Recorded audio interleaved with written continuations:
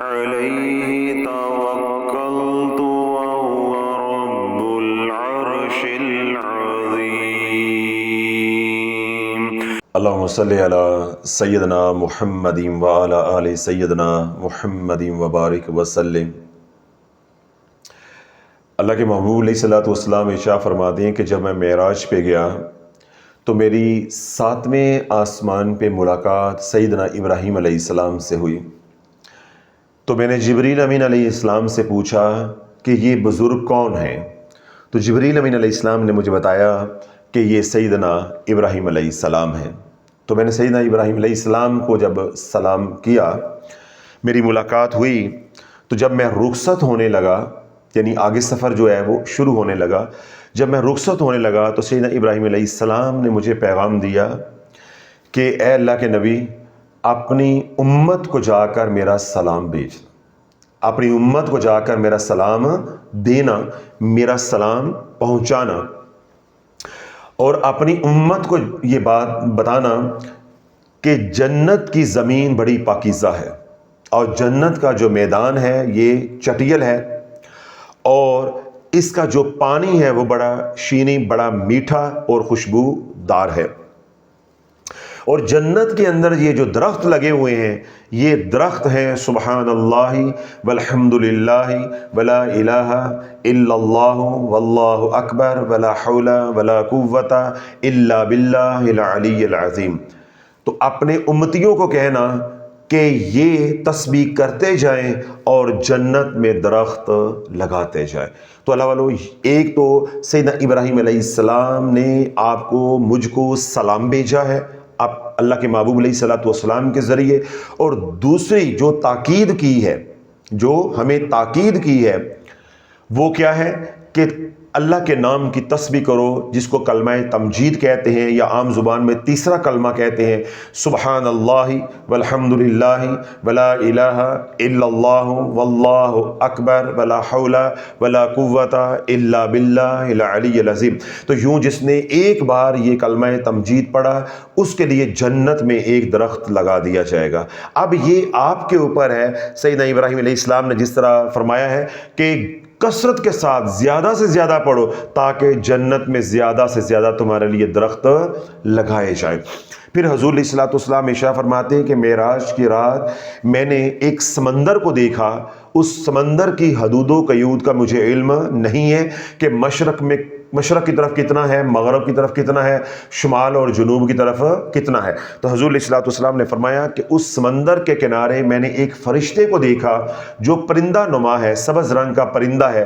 جب بندہ کہتا ہے سبحان اللہ تو وہ پرندہ حرکت کرتا ہے، جب بندہ کہتا ہے الحمدللہ تو وہ پرندہ جو ہے وہ اپنے پر پھیلا دیتا ہے، جب بندہ کہتا ہے لا الہ الا اللہ وہ پرندہ اڑتا ہے، پرواز کر جاتا ہے، جب بندہ کہتا ہے اللہ اکبر وہ اپنے آپ کو سمندر میں گرا دیتا ہے، غوطہ لگاتا ہے، جب بندہ کہتا ہے لا حول ولا قوت الا باللہ العلی العظیم تو اللہ کے نبی علیہ الصلوۃ والسلام نے ارشاد فرمایا کہ اس پرندے کے یعنی اس فرشتے کے 70,000 پر ہیں اور ہر پر سے 70,000 پانی کے قطرے گرتے ہیں۔ جب بندہ کہتا ہے لا حول ولا قوت الا باللہ العلی العظیم تو وہ غوطہ لگا کے جب باہر نکلتا ہے، اپنے پروں کو جب جھاڑتا ہے تو ہر پر سے 70,000 جو ہے وہ پانی کے قطرے گرتے ہیں اور 70,000 اس کے پر ہیں، اور ہر قطرے سے اللہ 70,000 فرشتوں کو جو ہے وہ تخلیق فرماتا ہے۔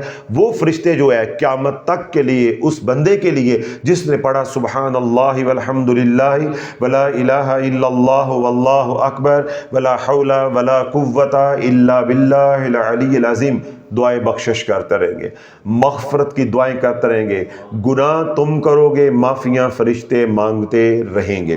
اگلی بات کہ حضرت ابو سعید خدری رضی اللہ عنہ روایت کرتے ہیں کہ حضور علیہ الصلوۃ والسلام نے ارشاد فرمایا کہ جب بندہ کہتا ہے سبحان اللہ تو اللہ فرشتوں کو حکم دیتا ہے کہ اس کے نامہ اعمال کے اندر بہت سی رحمت کو لکھ دو۔ جب بندہ کہتا ہے الحمدللہ تو رب فرشتوں کو حکم دیتا ہے کہ اس کے نامہ اعمال کے اندر بہت سی رحمت کو لکھ دو۔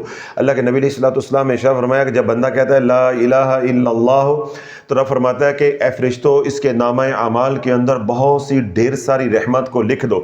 جب بندہ کہتا ہے اللہ اکبر تو رب فرماتا ہے فرشتوں اس کے نامہ اعمال کے اندر بہت سی رحمت کو لکھ دو۔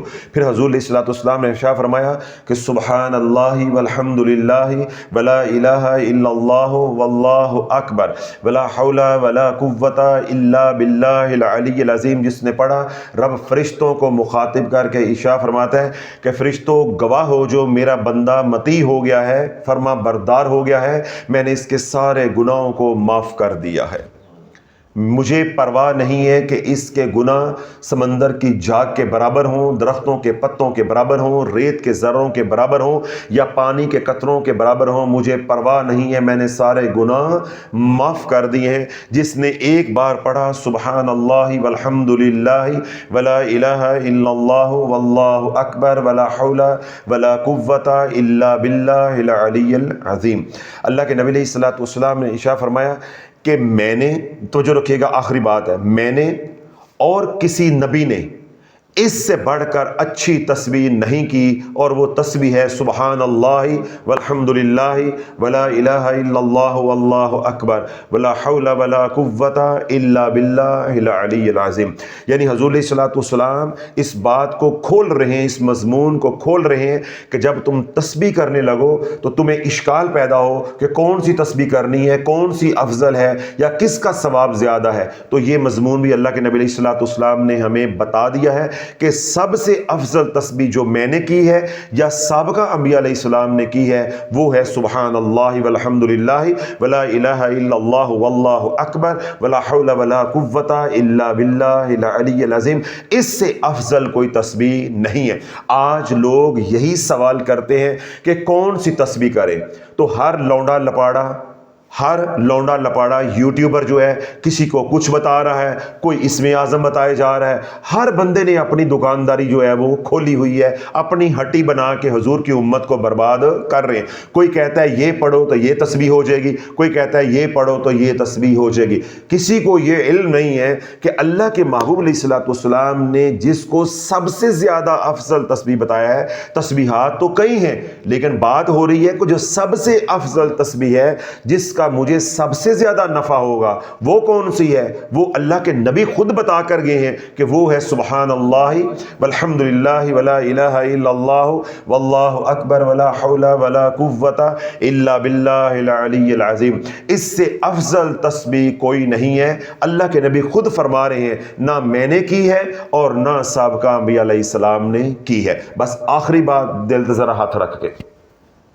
اللہ کے محبوب علیہ الصلوۃ والسلام نے ارشاد فرمایا کہ جس نے 5 بار پڑھا سبحان اللہ والحمد للہ ولا الہ الا اللہ واللہ اکبر ولا حول ولا قوت الا باللہ العلی العظیم، یعنی جس نے تیسرا کلمہ تمجید صرف 5 بار پڑھا، اللہ 5 انعامات اس کو عطا فرمائے گا۔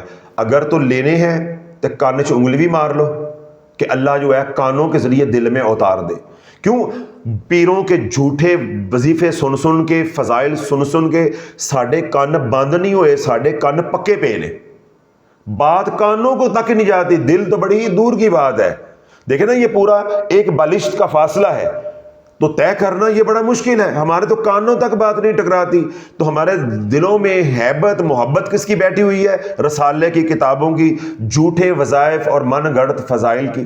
تو اللہ کے نبی کا فرمان تو جو ہے ہم سن کے راضی نہیں، آج نہ کوئی سنا کے راضی ہے تو نہ کوئی سن کے راضی ہے۔ رنگ بازی چاہتے ہیں، آج قوم کا مزاج بنا دیا ہے۔ سیاست دانوں نے محنت کی ہے تو انہوں نے قوم کا مزاج بنا دیا۔ قوم کیا مانگ دی ہے؟ نقدہ کوکا۔ اور پیروں مولویوں نے محنت کی ہے تو قوم کا مزاج بنا دیا ہے۔ جو مذہبی طبقہ ہے وہ مانگتا ہے وظیفہ۔ تو من حیث القوم 2 چیزیں قوم مانگ رہی ہے، یا نقدہ کوکا دے دو تو یا پیر دا وظیفہ گھڑیا یا دے دو ہے۔ حضور کی بات سننے کے لیے تیار نہیں ہے، سنت کی بات سننے کے لیے آج تیار نہیں ہے۔ حضور علیہ الصلوۃ والسلام نے ارشاد فرمایا جس نے 5 بار پڑھا سبحان اللہ والحمد للہ ولا الہ الا اللہ واللہ اکبر ولا حول ولا قوت الا باللہ العلی العظیم، اللہ اس کو 5 انعامات عطا فرمائے گا، اللہ اس کی 5 دعاؤں کو قبول کرے گا، اللہ اس کے اوپر 5 انعامات نازل کرے گا، 5 دعاؤں کو قبول کرے گا۔ وہ 5 دعائیں کون سی ہیں یا 5 انعامات کون سے نازل ہوں گے جب ہم کلمہ تمجید پڑھیں گے؟ پہلا، جو ہی پڑھا سبحان اللہ والحمد للہ ولا الہ الا اللہ واللہ اکبر ولا حول ولا قوۃ الا باللہ العلی العظیم، اللہ فرمائے گا جا میں نے تجھے بخش دیا۔ پڑھتے ہی سب سے پہلا کرم کیا ہوگا، فضل کیا ہوگا کہ بخشش ہو جائے گی۔ دوسرا، رب کیا انعام کرے گا، جا میں نے تیرے پہ رحم کیا، 2 انعام۔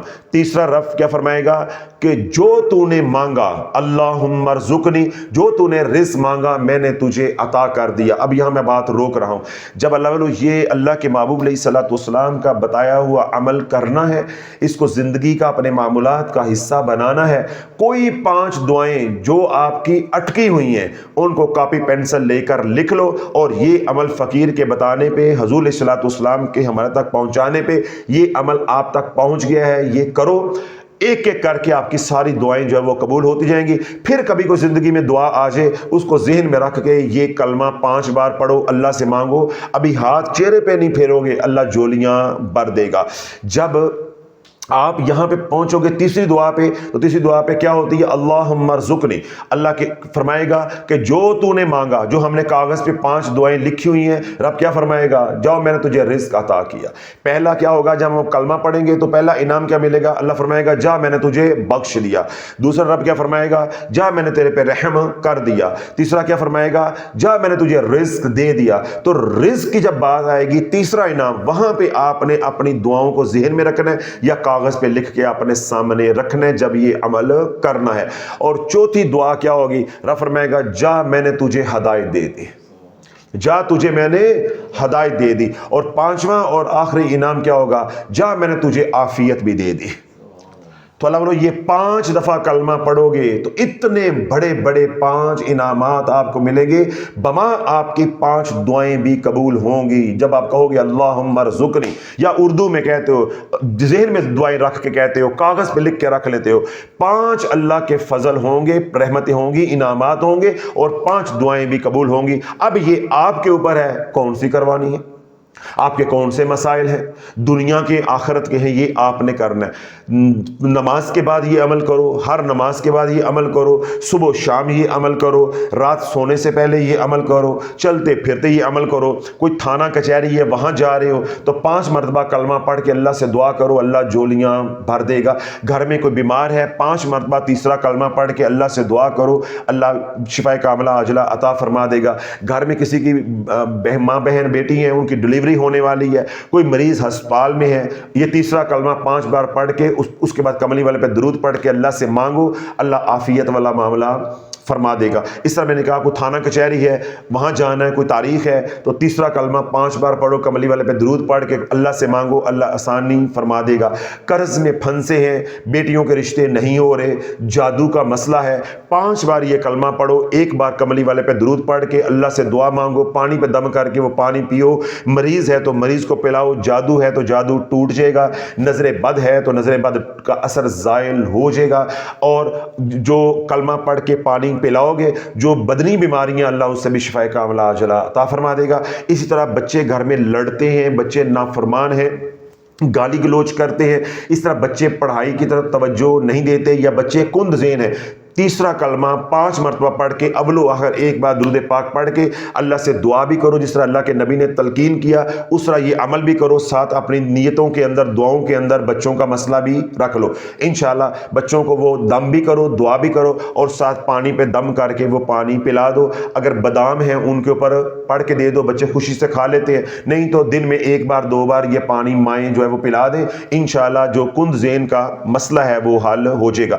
اس طرح بچے جو ہے وہ نافرمانی کے راستے پہ ہیں، سگریٹ پیتے ہیں، نشہ کرتے ہیں، بیٹیاں ہیں غلط راستے پہ چل پڑی ہیں، سارا دن موبائل پہ بچے لگے رہتے ہیں، اس طرح کسی بھی علت کی وجہ سے بچوں کی ماں باپ پریشان ہیں، تو یہ عمل کو دن میں 2 بار 3 بار جب بھی یاد آ جائے، نہیں تو ہر نماز کے بعد کریں، بچوں کے لیے دعا بھی کریں، اور پانی پہ دم کر کے بچوں کو وہ پانی بھی پلاؤ، ان کے چہرے پہ پھونک بھی مارو، ہر بری علت سے اللہ ان کو نکال دے گا۔ ایسے وہ ماں بہنیں جو اپنے شوہر کی وجہ سے کہ وہ باہر منہ مارتا ہے، پریشان ہے یا نشہ کرتا ہے یا کوئی ایسی اور ہے، بالکل یہی طریقہ ادھر ہے کہ اپنے خاوند کی نیت کر کے یہ عمل کریں، ہر نماز کے بعد 5 مرتبہ، پھر ان کو دم کریں، پانی دم کر کے پلائیں، اگر وہ قریب نہیں ہے تو ان کا تصور کر کے پھونک مار دو۔ اس طرح وہ ماں باپ جن کے بچے جو ہے دوسرے ممالک کے اندر رہتے ہیں یا پاکستان میں رہتے ہیں لیکن دور رہتے ہیں اور جگہوں پہ رہتے ہیں اور شہروں میں رہتے ہیں اور سوسائٹی کالونیز میں رہتے ہیں، نزدیک نہیں ہے، ان کو پانی دم کر کے نہیں پلا سکتے یا پھونک نہیں مار سکتے، تو کیا ہے کہ دعا کریں، اللہ سے مانگنے کے بعد ان کا تصور کر کے ان کے چہروں کے اوپر پھونک دیں۔ انشاءاللہ العزیز حج مکہ میں کیا جاتا ہے اور اس کا اثر گھر میں آتا ہے، نمازیں مسجد میں ہم پڑھتے ہیں اور دعاؤں کا اثر گھر میں آتا ہے، دعائیں آج مانگی جاتی ہیں اور قبولیت کا اثر جو ہے بچوں کی جوانی کے اوپر ظاہر ہوتا ہے۔ تو دعا اللہ والو ایسا ہتھیار ہے کہ تم نے کن کہا اللہ فیکون کر دیتا ہے۔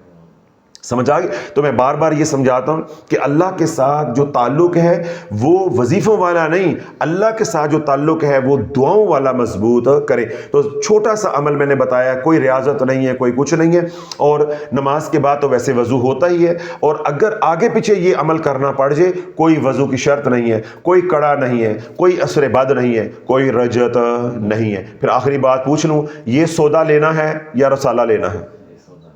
کیسی بدبختی ہوگی جو یہ سونا چھوڑ کے کوئلے پیسوں سے خریدیں گے، سونا مفت مل رہا ہے اور اس کی قدر نہیں ہے۔ تو جب اللہ والو پیچدار وظائف شرائط کے بغیر پڑھو گے تو زندگی جو ہے وہ پیچدار ہوتی جائے گی، پیچیدہ ہوتی جائے گی، الجھتی جائے گی، پھر تیری الجھی ہوئی زندگی کو کوئی سلجھانے والا نہیں ہوگا۔ جب حضور علیہ الصلوۃ والسلام کے بتائے ہوئے اعمال کو اپنی زندگی کا حصہ بناتے جاؤ گے تو انشاءاللہ الجھی ہوئی زندگی بھی سلجھتی جائے گی۔